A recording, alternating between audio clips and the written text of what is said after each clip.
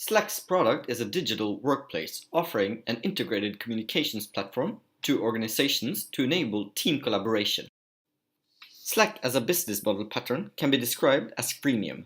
That means some customers use the basic service for free and those using the premium service pay a regular fee. Taking this a step further, the customer segment that pays for a freemium service can also be described as falling into the subscription pattern. Denning describes the value chain as being multidirectional. Organizations must subscribe to an outside-in mindset, meaning they should look at understanding the needs of their customers' problems and surprise and delight by solving them, as opposed to pushing products and services onto the consumers and expecting them to accept what they have been given. In a world where there is no shortage of mechanisms with which to communicate, Slack provides a solution to share all communication through one platform. According to Osterwald and Pigner, customers are the core of a business model. Without them, the existence of a company would not be possible. Slack's customer segments can be identified as targeted at businesses, with users being managers, team leaders, or project leads. Any of these users can either be paying or non-paying. The customer relationship that Slack has with its users can be described as self-service, where it provides all the information a user needs to help themselves. It also has an element of Osterwald and Pigner's co-creation, where value is created through inviting customers to customize functionality through building their own apps to integrate with Slack. Slack reaches its customers through the direct channel of its own website, and indirect channels of the App Store, Google Play, and a Microsoft website. A further indirect channel is through their current users who reach out to new users whom they want to share communications with on Slack. Human resource-related costs are one of the primary costs for the company.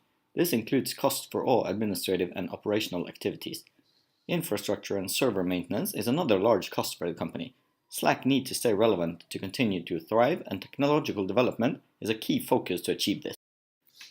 Slack mainly gets their revenue from different types of monthly subscriptions. There are different prices for different subscriptions, based on your needs as a team or a company. You can access most of the services without having to pay anything. However, if you intend to use Slack on a large scale, the premium version gives you the necessary addition to keep control of your archive. At Slack, there is a strong link between free and premium service, in order to maximize user conversion. Further, the company also operates a small online shop where customers can buy Slack merchandise such as socks, coasters, and stickers. A large part of Slack's value is the freemium option they provide. The free version is an important part of customer acquisition and growth, as shown by Gunsel, Jensen, and Holm. Between 70 and 80% of Slack users claim they were not using any communication tool within their teams and departments when asked. Although this probably isn't true, it shows us that a software like Slack is something new, as opposed to just another competitor in an already existing market.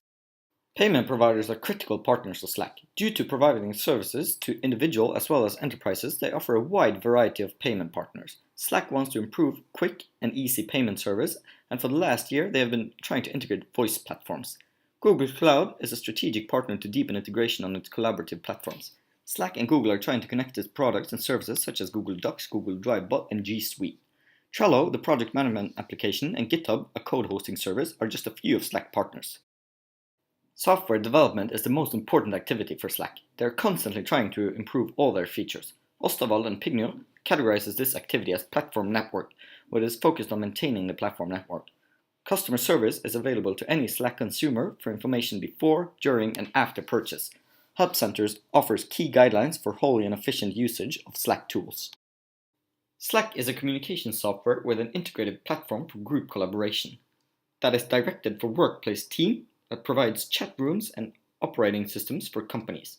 According to Osterwald and Pignol, its key resource would be human, critical in creative industries where knowledge is their key asset. Slack's business model is genius in the way it draws its customer segment in. Organizations often find it necessary to upgrade to premium service after having integrated the free part with their organizational structure. This is the only way they can capitalize on the efficiency offered by Slack in the team communication and collaboration. The fact that Slack can be used across all devices and have the possibility to integrate with many different CRM tools makes it a strong and valuable communication service. However, one point of improvement for Slack is the information overload some users can experience if they enter a channel late.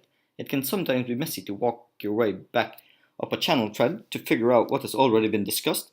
To improve this issue, we would suggest the implementation of more advanced search options and menu setup.